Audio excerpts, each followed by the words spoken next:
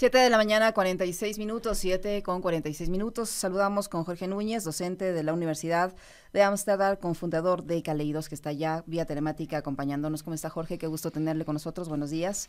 Bienvenido. Le acompañamos a Alexis Moncayo, quien le habla, Licenia Espinel. El último fin de semana ha sido terrorífico para el país.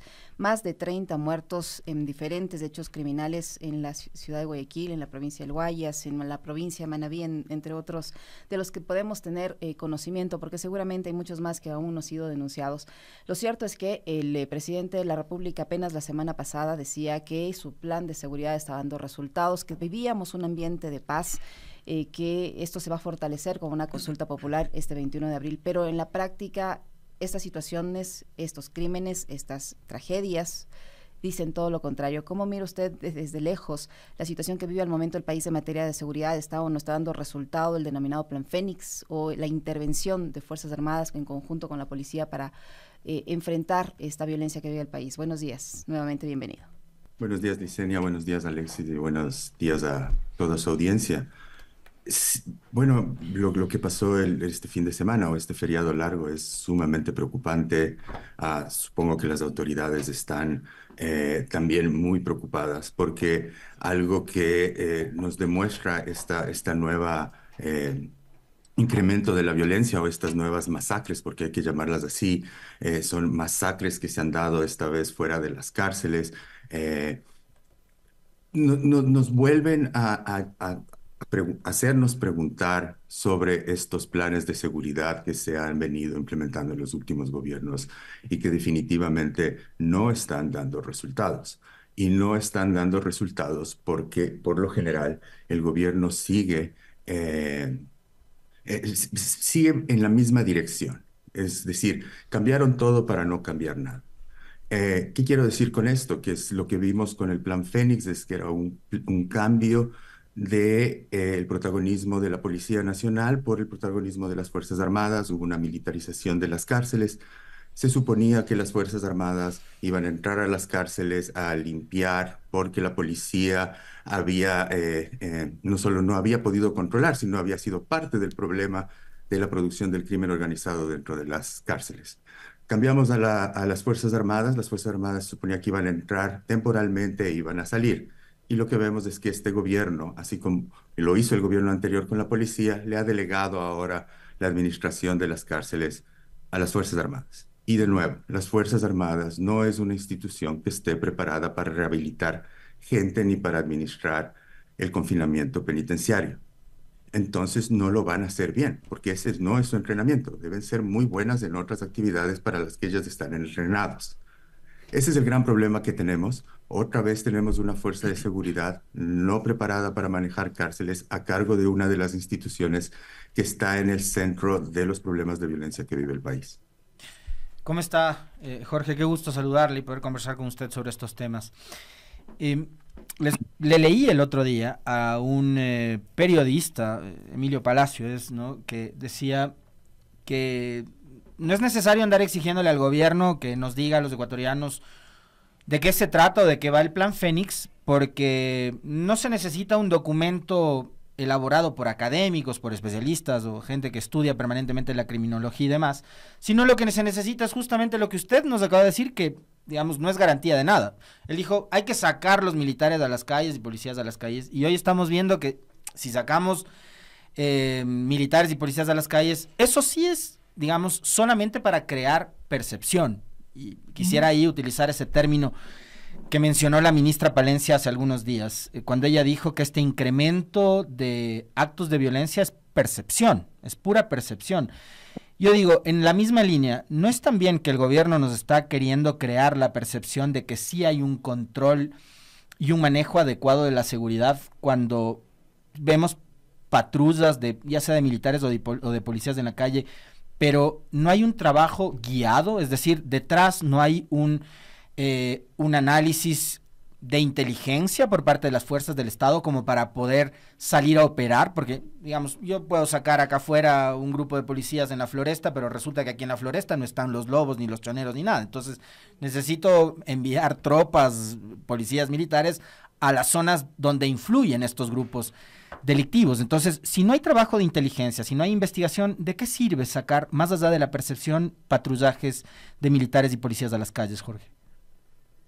Mire, en mi opinión, si bien el Plan Fénix no está funcionando para controlar los problemas de seguridad pública, el Plan Fénix sí está funcionando y muy bien para lo que está diseñado, que es brindar seguridad y reprimir, acompañar a las industrias extractivas. O sea, si algo aprendemos de la guerra contra las drogas en Colombia, con el Plan Colombia o la iniciativa Mérida en México, pero sobre todo con el Plan Colombia, es que básicamente eran planes que lo que sirvieron es para garantizar la extracción, en este caso petrolera. Y en el caso ecuatoriano, lo que vemos es que los estados de excepción, el Plan Fénix y este acento en la seguridad, para lo que sí han servido es para criminalizar a los movimientos ecologistas, al movimiento indígena, a los campesinos y a las comunidades que están luchando en contra de la minería. Entonces, el Plan Fénix está comportándose exactamente igual que se comportó el Plan Colombia, que ha sido ampliamente documentado. Ahora, sobre los militares y su gestión en la seguridad, creo que ahí lo que debemos es también ver dos cosas que a mí me parecen preocupantes. Una es, tanto que estamos hablando de percepciones, es que yo creo que la teoría de las percepciones que maneja este gobierno es una teoría de cómo ellos están empleando el Plan Fénix, es decir, ellos quieren hacer una intervención en las percepciones ciudadanas de la seguridad. Y ese no es el problema que tenemos. Tenemos problemas estructurales y tenemos una violencia muy aguda que debemos enfrentar con políticas públicas muy claras. Lo que vemos, por ejemplo, en los últimos meses de la implementación del Plan Fénix y que es preocupante es un incremento de una suerte de demanda de autoritarismo. El ataque que han recibido defensores de derechos humanos, por ejemplo, CDH Guayaquil, por el trabajo que hacen con cárceles, la misma vulneración de derechos del Comité de Familiares por la Justicia en Cárceles, nos empieza a mostrar que cuando la ministra de Gobierno habla de una guerra de percepciones, es como ella está entendiendo el problema de la violencia. Y lo que debemos entender es que el problema de la violencia no es un problema de percepción, es un problema de que están asesinando a la ciudadanía y es un problema que tiene unas causas estructurales que debemos atacar. Jorge, usted mencionaba que no ha sido suficiente la participación de Fuerzas Armadas y es evidente que no es suficiente. ¿Qué se puede hacer o qué nos va a resolver esta situación? Porque no ha sido suficiente el Plan Fénix, es evidente que no es, si es que existe. No ha sido suficiente la colaboración de Fuerzas Armadas y la Policía Nacional para el control de la seguridad, porque la evidencia dice que no es suficiente. Y ahora se suma a eso un elemento que es la consulta popular. Ya mismo, el 21 de abril, el presidente de la República en todas las intervenciones no ha escatimado la oportunidad de decirnos que con la consulta popular nos van a garantizar seguridad. Una consulta popular que estamos convocados en poquísimas semanas y cuyo resultado, si es que gana el sí, va a regresar nuevamente a la Asamblea Nacional. Entonces, yo le pregunto desde su punto de vista académico, ¿una consulta popular con el contenido del que se nos está mostrando ahora resuelve o no resuelve el problema de seguridad? La violencia no se resuelve con elecciones. Esa sería la respuesta corta.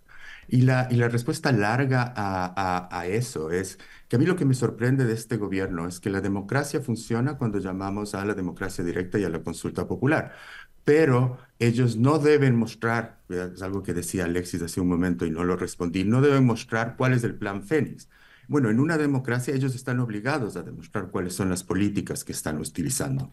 Eh, eh, y de hecho deben someter dichas políticas al escrutinio público, y eso no solo es la academia, es la sociedad civil, son las organizaciones de derechos humanos, y eso tampoco podemos hacer. Entonces, yo creo que la ciudadanía debe estar muy clara en que el problema de la violencia no se va a solucionar con una elección, no se va a solucionar con una consulta. El país atraviesa una crisis carcelaria que evolucionó en la crisis de inseguridad y que vemos ahora que es una crisis de la democracia. Entonces, hay varios frentes. Yo creo que hay que separar los distintos problemas que se tienen. Recordemos que una de las mayores preocupaciones que yo tengo en este momento con el Ecuador es que cuando empezamos a mezclar todos los problemas y crear esta sensación de mega crisis, es el terreno más fértil para los autoritarismos y para el surgimiento de extremas derechas. Entonces, yo creo que lo prudente desde la academia es, tenemos que empezar a contar la historia a través de la antropología, de la sociología, de la propia historia, que nos permitan ver el largo proceso de desinstitucionalización que ha vivido el Ecuador, pero también cómo el crimen organizado ha ido básicamente cooptando las instituciones del Estado. No solo es la justicia penal, no solo son la Policía Nacional, y si las Fuerzas Armadas siguen en la cárcel, obviamente también serán cooptadas. Ujú. Estas investigaciones de los últimos días, caso Metástasis y caso Purga, en cuanto, por ejemplo, al manejo de la justicia, ¿qué lecturas le deja Jorge desde su condición de académico, de analista también, de los acontecimientos en el país de los últimos años y los actuales también? ¿Qué lecturas nos deja y qué reflexiones deberíamos sacar también como sociedad al ver justamente que ese nivel de podredumbre está contaminando casi todos los estamentos, ¿no? Policía, Fuerzas Armadas, justicia, gobierno, gobiernos locales, etcétera? Mire, a mí personalmente en las investigaciones que nosotros hemos hecho con Caleidos, una de las cosas que empezamos a poner a criterio de la comunidad académica y de la ciudadanía era que la Policía Nacional estaba otorgando privilegios al crimen, digamos, a las bandas de la prisión a cambio de información antinarcóticos y que ese sistema lo que estaba alimentando es el crimen organizado. La parte que estamos aprendiendo con todos estos juicios es el nivel de involucramiento del SNAI en la corrupción más burda que podamos imaginar, ¿no es cierto? Funcionarios, comisiones. Y entonces una de las cosas que sí también tenemos que prestar mucha atención es, tenemos que seguir el dinero y los dineros y qué es lo que se está pagando. Para mí es muy claro que, por ejemplo, si bien teníamos un gobierno con Lasso, que era una derecha muy ligada al sistema financiero y que teníamos un problema de lavado de dinero muy grande, ahora también tenemos una derecha que está anclada a otros tipos de producción, digamos, de empresariado, ¿no es cierto? Ujú. De la agroindustria. Entonces, una de las cosas que debemos hacer, y en esto debemos trabajar con cámaras de comercio, con los propios empresarios, es ver hasta qué punto, si el Estado está tan cooptado por el crimen organizado, tenemos que empezar a analizar cómo están los actores económicos y cuáles son los problemas que hay en la economía. Porque lo que no podemos asumir es que en un país en donde el crimen organizado ha penetrado las instituciones estatales de esta manera, las instituciones económicas o lo que denominamos la economía no estén también contaminadas o no estén cooptadas. Y yo en esto sí creo que va a ser un trabajo de largo aliento, no es una carrera de corta distancia, esto es una maratón y se le requiere de un acuerdo político, pero un acuerdo político que respete el juego democrático. El Ecuador hace un año votó por no extraer el petróleo, por no explotar el petróleo en el Yasuní. Se está usando la crisis de seguridad para no cumplir con Ujú. el régimen democrático. Entonces, y esas son las dos cosas que podemos ver, que es la guerra contra las drogas otra vez al servicio del extractivismo. Ujú. Seguimos explotando el Yasuní, criminalizamos a la gente que está luchando contra la minería, mientras que vemos que las masacres continúan y vemos que las personas que están siendo masacradas están volviendo a ser interpretadas por la misma narrativa que tenía el gobierno de Lazo al inicio de las masacres carcelarias. Y Ujú. es que es una guerra de pandillas. En la época de Lazo es que es una guerra entre Así bandas. es. Bueno, lo que nos enseña la crisis carcelaria es que no era una guerra entre pandillas, no era una guerra entre bandas, era básicamente el crimen organizado controlando el sistema de seguridad de la policía y sobre todo en el tema cárceles, Y pero este, también afuera. y este asunto, usted ahora que menciona lo de la consulta sobre el Yasuní, fíjese Jorge, cómo nos hace caer en cuenta también de otra contradicción más a propósito de la consulta popular que vamos a tener este 21 de abril, es decir, para esta consulta del 21 de abril, y como anécdota les cuento, coincidencia, este fin de semana que estuve en Salinas de Bolívar, eh, resulta que ha sido el tercer festival del chocolate y estaban invitados algunos funcionarios del gobierno, la viceministra de Turismo y el secretario de Pueblos y Nacionalidades, que se me escapa el nombre, de los dos funcionarios, en realidad no sé cómo se llaman. Me pasa con muchos de los ministros de este gobierno que no les identifico todavía. Pero en su discurso, en este evento que era de los emprendedores del chocolate, del queso, de la zona, que además es un referente de lo que es la economía comunitaria, el desarrollo social y demás, aprovechó para hacer campaña a favor del sí. Y estamos hablando de un representante de pueblos y nacionalidades indígenas, en una comunidad indígena como Salinas. Entonces, para ir a la consulta esta, que nos quieren vender como la gran solución para los problemas de inseguridad, la democracia sí vale. Pero nos está haciendo caer en cuenta Jorge Núñez que el resultado, por ejemplo, de la consulta popular del 5 de febrero pasado, con respecto al tema de mantener el petróleo bajo tierra en el ITT, podría el gobierno pasarse por las galletas, Jorge. Entonces, ¿en dónde queda también el respeto al pronunciamiento popular? Sí, yo creo que, como le digo, por eso creo que vivimos una crisis de la democracia. Ujú. Creo que la lógica de la seguridad y justificar el incumplimiento de una consulta popular sobre texto del conflicto armado interno es cínico. Pero si uno quiere comparar qué es lo que está pasando con cárceles o con la seguridad entre los dos gobiernos, yo lo que le diría es que si bien desde todo el proceso que empezó, ¿no es cierto?, desde 2017 hasta el gobierno de Lazo, en donde lo que vemos es cómo el Estado produce el crimen organizado. Ujú. Lo que empezamos a ver con Novoa es cómo el Estado está produciendo al paramilitarismo. O sea, la CONAIE acaba de denunciar, escuché en una rueda de prensa, grupos paramilitares amedrentando y persiguiendo a comuneros y las comunidades y los campesinos en Palo Quemado. Entonces, tenemos que prestar atención a cómo el Estado produce violencia. Esto es algo que es nuestra responsabilidad como académicos y es básicamente lo que ha hecho Caleidos desde 2018. Ujú.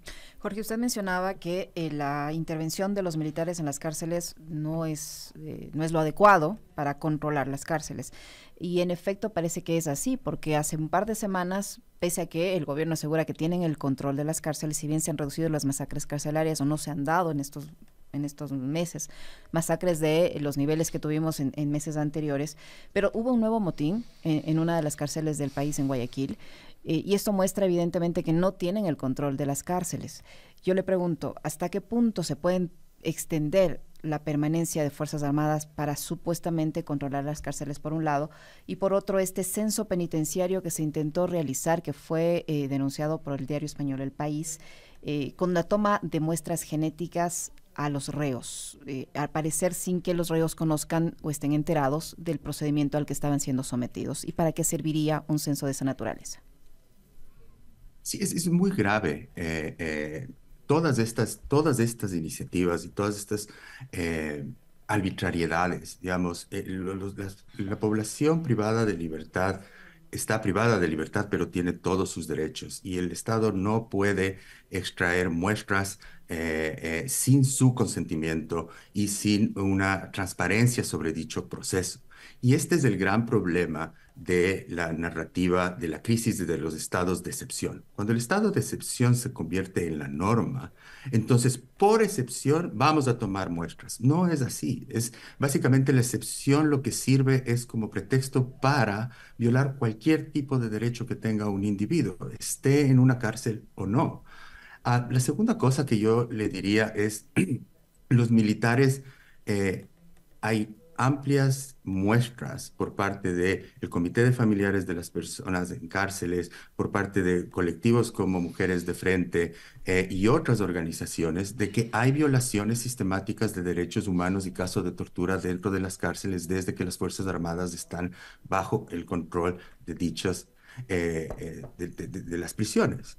Entonces, a la final, todo esto que se está documentando, que estamos mostrando, no logra salir a la opinión pública y no logra generar un debate porque toda la narrativa, digamos, de los medios masivos de comunicación es de que estamos en guerra y de que cualquier cosa que le pase a alguien es del enemigo. El problema de esa lógica es que funciona y uno se siente seguro hasta cuando uno se convierte en el enemigo. Y eso va a ir pasando. Digamos, yo lo que siempre he conversado y cuando doy clases de seguridad o cuando doy clases de antropología de la violencia, es que debemos tener mucho cuidado con lo que permitimos y no permitimos que el Estado pueda hacer. Y para eso están los derechos humanos. Entonces es extremadamente preocupante que si los derechos humanos denuncian la violación de esta extracción de muestras por parte de la población penitenciaria, son acusados de cómplices del crimen organizado, en lugar de ver cómo las primeras personas que están defendiendo el control del poder estatal. Mire, yo creo que el gran problema que enfrenta el Ecuador es el autoritarismo. Y es un autoritarismo en donde la extrema derecha va a estar en su papayal, como decía mi madre. Ujú. Y ese autoritarismo desde los espacios democráticos, desde los espacios que defienden los derechos humanos, ¿cómo se combate, Jorge? ¿De qué manera se puede contrarrestar ese autoritarismo que además ya lo vivimos en octubre del 2019 y lo vivimos también en junio del 2022 con Lenín Moreno y con Lasso? Yo lo que creo es que debemos crear más alianzas y articulaciones entre las distintas luchas. La lucha anticarcelaria, la lucha antiminera, las distintas luchas sociales, son en este caso, las que pueden llevar la voz de más democracia. El autoritarismo se lo combate con más democracia y sobre todo también pensando que elecciones no es la única forma de democracia. Las consultas populares no es la única forma de democracia. Puede ser una y está muy bien, pero necesitamos más espacios de debate, necesitamos más espacios donde podamos reflexionar críticamente, cambiar de opiniones y prestar atención. Como le digo, para mí, una de las cosas que más me ha sorprendido de la crisis de inseguridad es la falta de resonancia de la crítica académica en el Ecuador sobre lo que está pasando, sobre la emergencia del crimen organizado, sobre ahora la emergencia del paramilitarismo. Es decir, la academia no está para hacer política pública y resolver los problemas del Estado. La academia está para entender al menos la antropología política, para entender estos procesos de formación de estados autoritarios y cómo esto está afectando la democracia y cómo esto está afectando a la ciudadanía y a los movimientos sociales directamente. Ahora, el problema es que también, digamos, esa democracia nos ofrece el aparecimiento de estos personajes muy populares. El Salvador lo está padeciendo a Bukele, que parecería que es como... digamos, ahora mismo un político con una enorme popularidad dentro y fuera de su país. Tanto es así que en países como el nuestro, mucho se habló sobre Bukele durante la última campaña presidencial. Lo conversábamos con usted también, Jorge, en esa época. Y parecería que es el hombre que está tratando de... o intentando solucionar los problemas de inseguridad. Ahora aparece Noboa, que también tiene mucha popularidad, a pesar de que es un hombre que no expresa mucho, porque tampoco es que es en exceso carismático, pero a la gente daría la impresión de que le gusta y que tiene seducida a una gran parte de la población, y eso también es parte del juego de la democracia. Entonces, ahí... yo coincido con usted totalmente de que la academia juega un rol muy importante, los medios de comunicación también, en la generación de criticidad en la población y demás, pero hay una publicidad enorme, ¿no? Hay una cantidad de propaganda que quiere vender a personajes como Bukele, como Noboa, como los grandes salvadores de países como el nuestro. Sí, mire, yo lo que le diría es que no confundamos popularidad con legitimidad. Y no confundamos procesos democráticos donde se legitiman decisiones y que vienen desde abajo con elecciones que están basadas precisamente en el marketing, ¿no es cierto? que los presidentes sean populares no quiere decir que sean legítimos. Bien, lo que vemos en el caso de Bukele, sobre todo, es que precisamente se han cortado todos los espacios de deliberación. Es básicamente lo que usted puede hacer en ese tipo de, llamémosles, democracias, entre comillas, es estar de acuerdo o no estar de acuerdo, le puede gustar o no le puede gustar a alguien. Yo creo que el gobierno, el nuevo gobierno de, del Ecuador, y no es por discrepar con usted, pero lo que sí creo es que debemos de entender... Está bien que discrepe, doctor, no hay problema.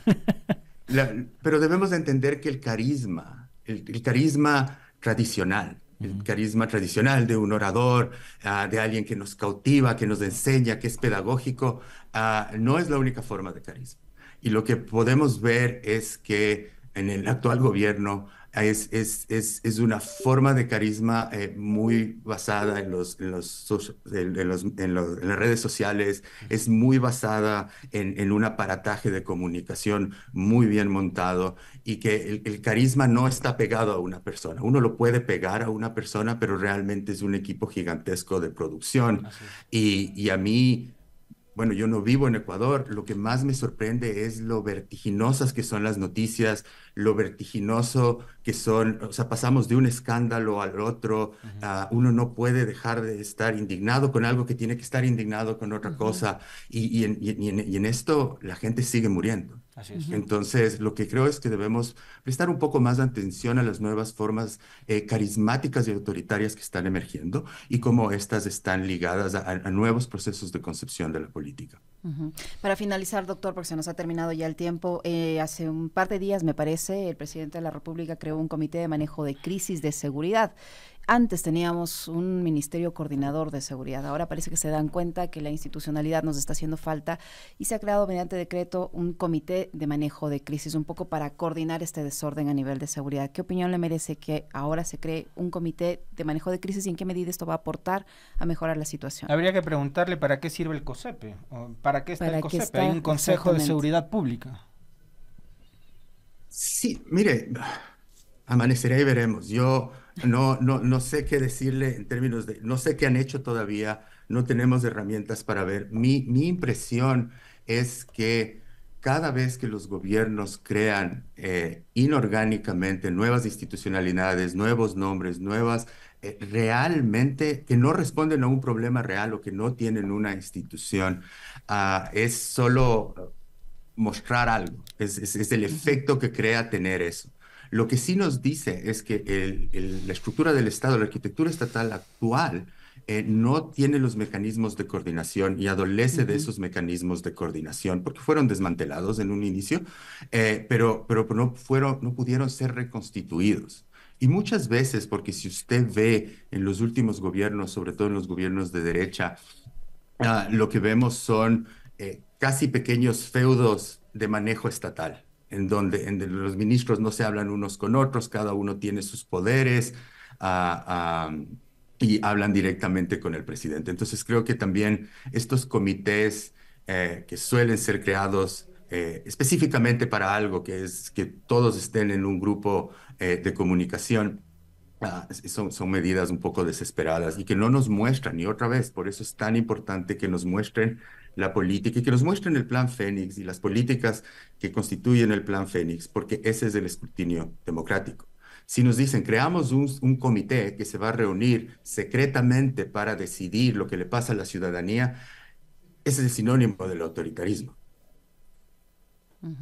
Muy bien, muchísimas gracias, doctor. Muy gentil por acompañarnos, muy amable. Gracias, doctor. Un abrazo. Un buen día, hasta luego.